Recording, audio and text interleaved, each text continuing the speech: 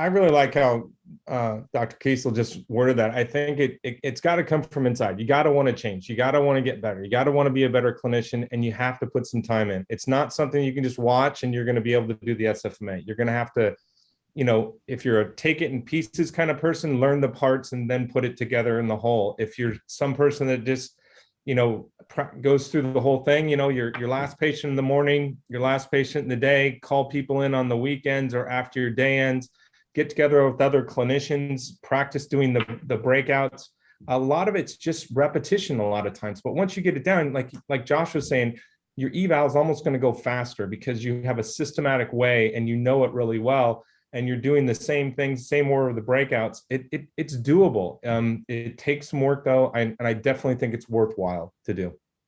I always say it saves me from wasting time in areas that I don't really need to be in. That's how it made me the most efficient. Josh, I didn't know if you had anything you wanted to add to that. Yeah, I have a friend and he has a great saying. He says, you can't teach a kid to ride a bike at a seminar, right? And it makes me think, no matter where you take this, whether you take it online or live with us, we'd love to meet you in person. But if online works for you because of where you live or something, you still, like Dr. Kiesel said, you have to go out and you got to fall and skin your knee. You got to try it.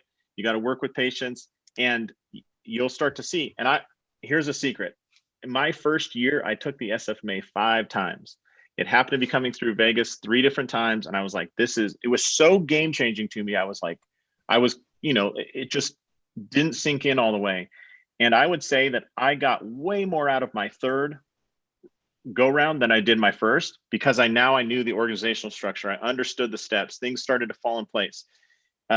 And I would say that even to this day, I don't know how many times I've taught an SFMA, and I've never walked away in a weekend without hearing something or seeing another one of our instructors do something and go, oh my gosh, I need to write that down. Or I bet that issue is what I was not getting with, Mr. Smith or something.